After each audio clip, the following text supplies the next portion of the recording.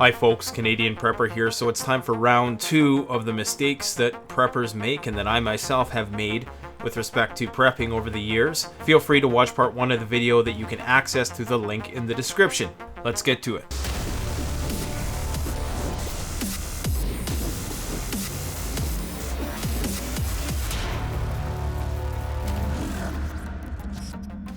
Now this next thing that I say is going to be very hypocritical. I'm going to absolve myself of any criticism by saying that a hypocrite can still be right. Try to keep it simple in the sense of what you're preparing. You're looking for your beans, bullets, band-aids, focusing on your brain, training your mind, and your body. The 5 Bs. That's what you primarily need. And of course, some tools if you're looking at how you can renew energy down the road. But I review a lot of innovative pieces of gear on this channel, and I guarantee you there's a lot more where that came from. I'm going to be showcasing a freeze dryer on the channel, a parabolic solar cooker, some more upgrades I've made to the truck. I'm a nerd when it comes to gear. I love technology. It just happens to be one of my weaknesses. I'm not saying that you need to focus on this or that those things necessarily increase my survivability that much. I think it's cool. It is practical to some extent, and at the end of the day, even if it's at the expense of other areas, I'm still moving towards being more prepared. So what you want to focus on primarily is food. Stockpile that food as much as you can, freeze-dried food. Now, even if you only ever incur a month-long grid down scenario, to have that sort of comfort food available for the relatively reasonable cost. At the end of the day, you can get a month's worth of Mountain House food for a few $100s, and you put that away, and that's good for 25 years. If you ever do want to use it, not only is there 10, 20 different types of entrees that you can choose from, it actually tastes good. You can use it when you go camping.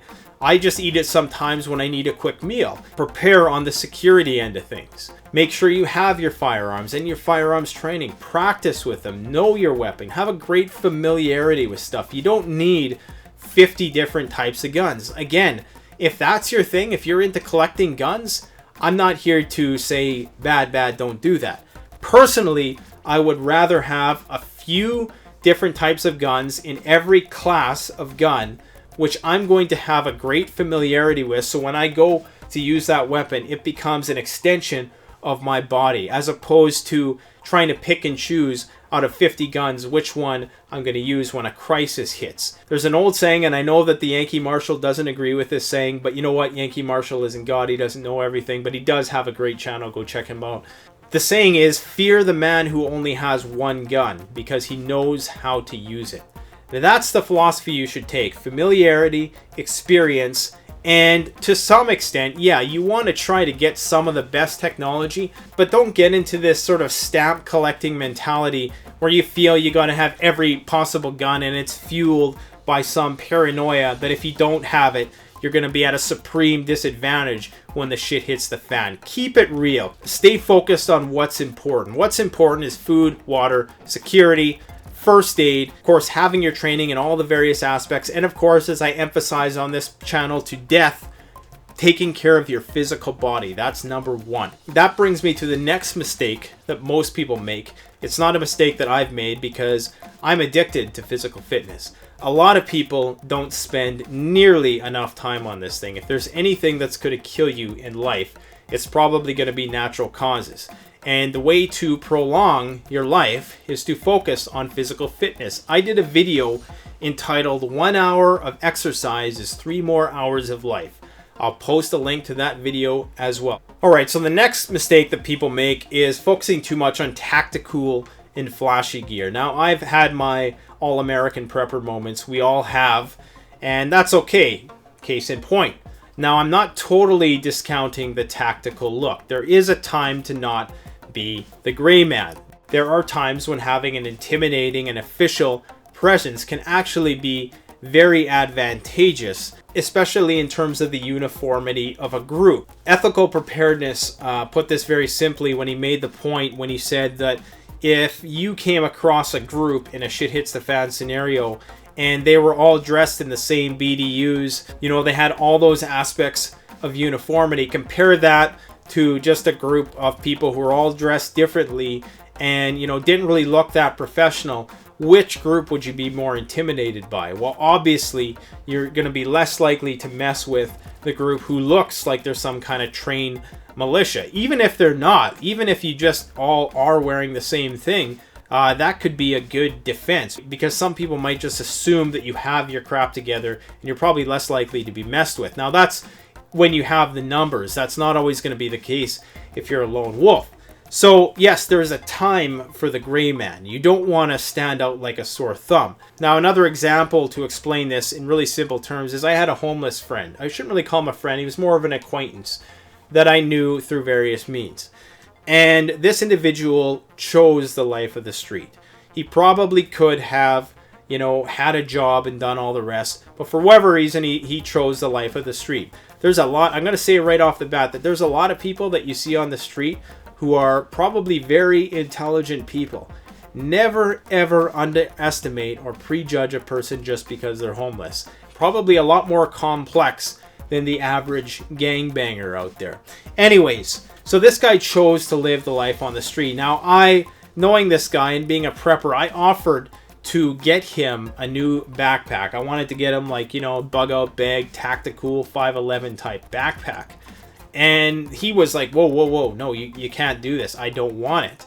He wanted his old tattered backpack, and for good reason. He didn't want to stand out. He wanted to blend into the environment. If people think you have something and you stand out like a sore thumb, especially that guy who knows the streets, that guy lived in the streets day in and day out for probably over a decade.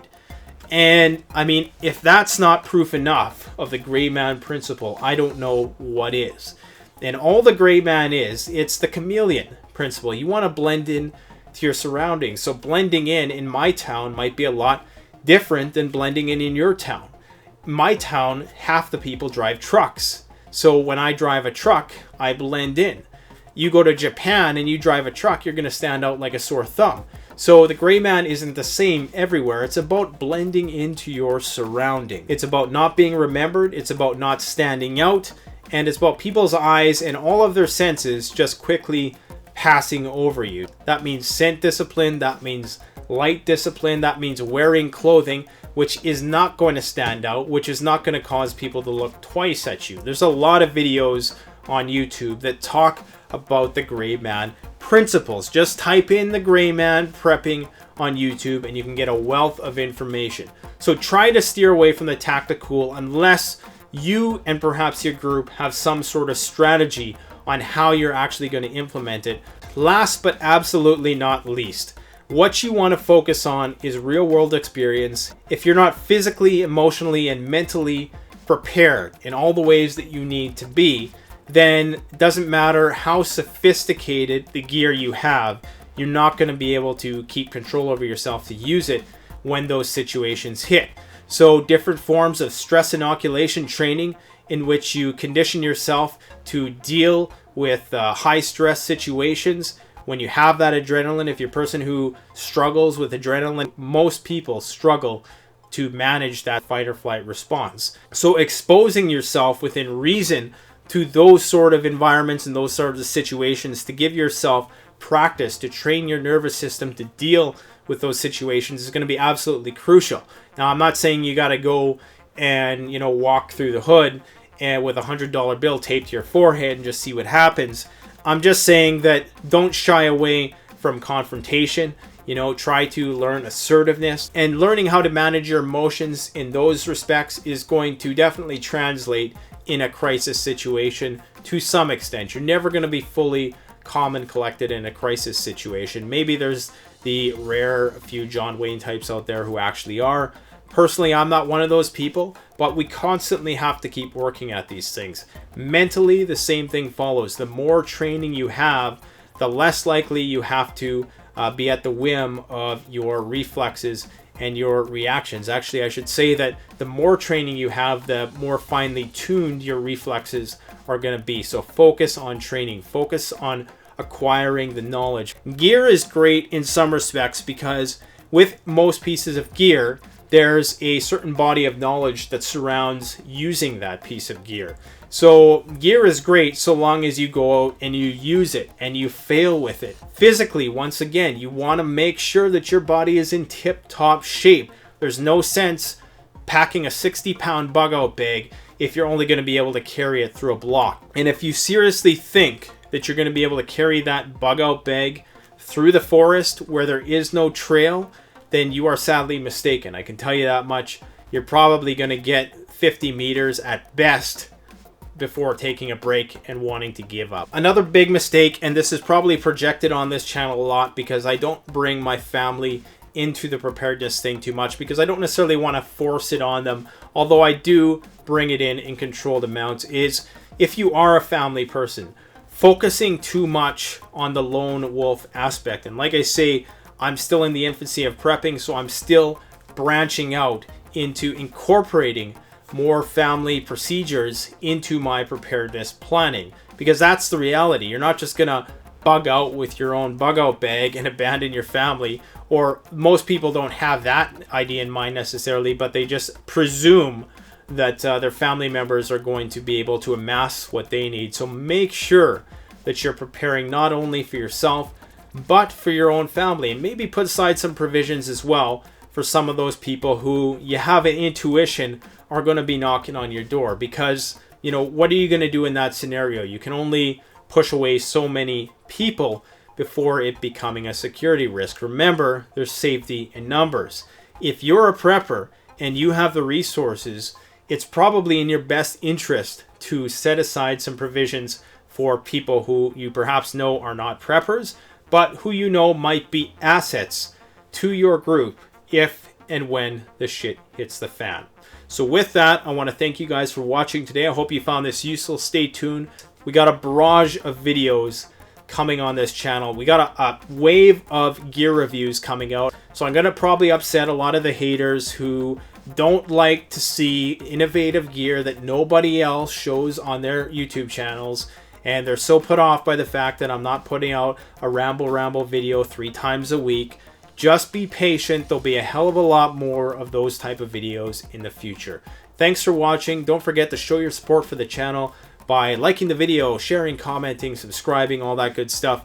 And of course, you can support the channel by shopping through the Amazon links in the description. It doesn't cost you any more than you would if you just went to the normal Amazon website. Of course, I do have a Patreon account. I don't post videos specifically on Patreon yet. I don't have the time to make quality videos for Patreon that are exclusive to Patreon and for YouTube. Now, I may start doing what some people are doing and post them on Patreon first, but the way I see it, I'm giving you the information either way. So if you want to support me on Patreon, that's a great way to support the channel. I have really good news about the bug out roll. Also, production is in full swing. Orders are going out every other day. So if you have already ordered a bug out roll, the printing press is very hot right now, so you shouldn't have to wait too much longer to get your roll, and I really look forward to getting these rolls in people's hands. Thanks for watching. Canadian Prepper out.